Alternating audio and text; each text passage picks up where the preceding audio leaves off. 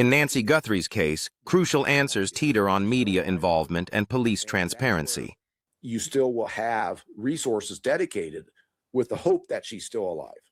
Right. Well, and I got to say, this may sound crazy, but now this case has a huge advantage because Savannah has the status that she does and the outreach that she does. This has a great advantage. At the same time that it has an advantage, it could have been a disadvantage and why Nancy Guthrie was targeted. So there's two sides to this, right?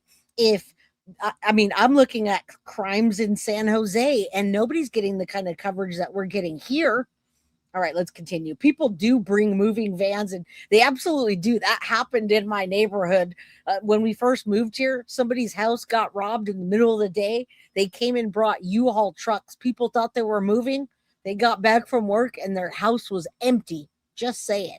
All right, let's continue. You guys hit that like button, drop your theory in chat, and make sure you hit the notification so you know to come back. Podcasters come in as well. You know, there's plenty of podcasters out there who have actually really crowdsourced a lot of leads and details and solutions. Gabby Petito was found because of a podcaster. I think the Elgin, Illinois Police Department, they put out the podcast, I think it's called Somebody Knows Something, and they were able to find the car of a long missing woman who was dead under, a river, at the bottom of a river. So there are alternate means to continue the heat, so to speak. But being on your side of law enforcement and knowing that there's people like me on the other side here just looking for the information, doesn't it make sense to keep feeding the media so that they will keep the story alive and keep the tips coming in? There most certainly is a strategy that law enforcement can continue to employ. And one of the criticisms that I have with law enforcement is they have a tendency to circle the bandwagon, right? We're not going to interact with media. That's because a lot of them are really prideful as well. Like Nanos has the wrong ego and pride. I heard the crocheting, like YouTube crocheting community is hardcore. I want to see your crocheting. And I remember you dark scale creatures. I think yesterday you were in here and we see you, first time caller. We can see you. What do you want to say? Get it out there. And very early on in the case, that's appropriate. You have to keep details about the case out of the public domain because those details may be what is needed in order to be able to successfully solve and prosecute the case. So. But as the case ages and as, understanding the circumstances, more experienced investigators and agencies start understanding we need to make sure that we can continue to keep the media and the public informed because there may be a solution as we provide more details. Unfortunately, there's so many agencies that literally put their head in the sand and never communicate any more details of the case because they just don't have the experience to evaluate how to, I'd call it a seesaw. It's sort of like as time goes on, you need to be able to feed more details. And this is where I would say with this particular case, that seesaw is faster. You need to start feeding more details to the public because you have the public's attention. All right. So we're in the last couple of minutes of his thoughts. And this guy is great. I'm going to probably go follow. I'm going to go to X, follow him if he has his Instagram, whatever. He is not considered law enforcement anymore because he's out there doing this public thing and probably like a private eye type of thing that law enforcement won't use him. They won't use him because they think he's media or trying to make money from that. And he says that at the end, but we're not going to watch this whole thing. I just want to get his final thoughts about where we are in the case, and where we are in the case is a seesaw right now. We need more information from law enforcement to come out if we want to get new leads. Remember, 20 or 30,000 more leads came in as soon as as soon as Savannah said, hey, I got 1 million on it. Now you got 1 million plus 200,000. All of a sudden the lines are clogged up with leads. You think leads are coming in right now when other people are thinking about other cases? No. All right. Let's get more information, guys. You have the exigency of Nancy still alive in order to see if you can't generate more tips.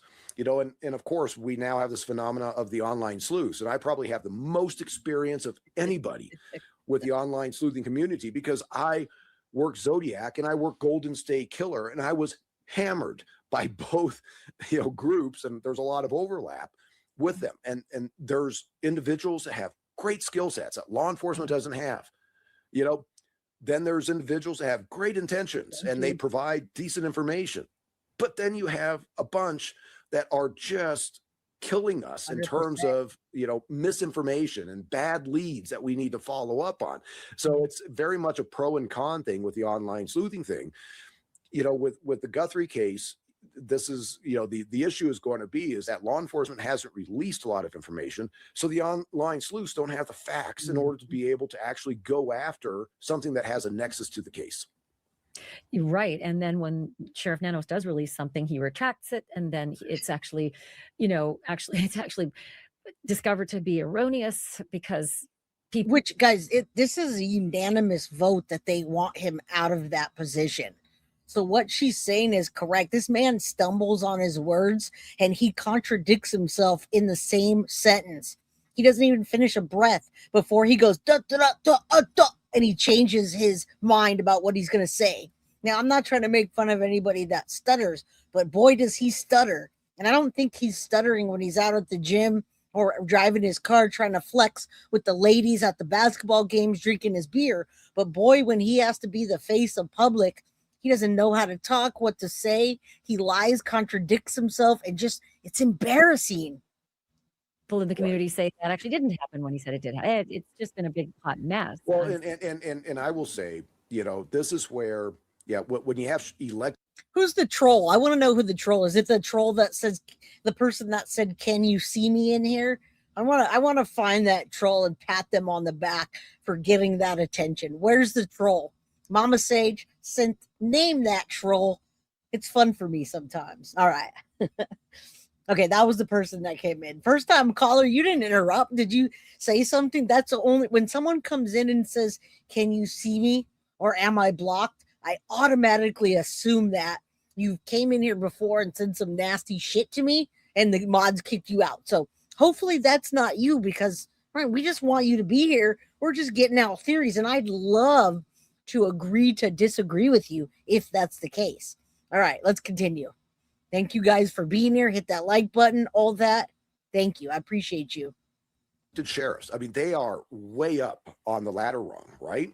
So what ends up happening is the information that they get are coming from detective sergeants that go to a lieutenant, that go to a captain, that go to a commander or assistant sheriff, finally to the sheriff.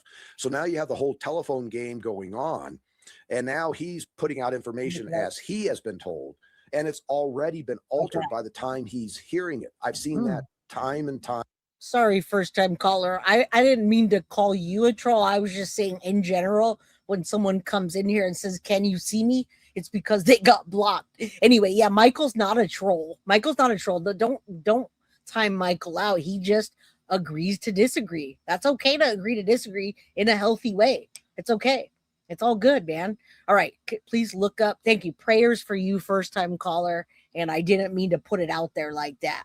Yeah. But also Synth gets sassy with the people back. So, hey, if you timed him out, okay, but let's not kick him out. Michael said, since you're acting like you know. Oh yeah.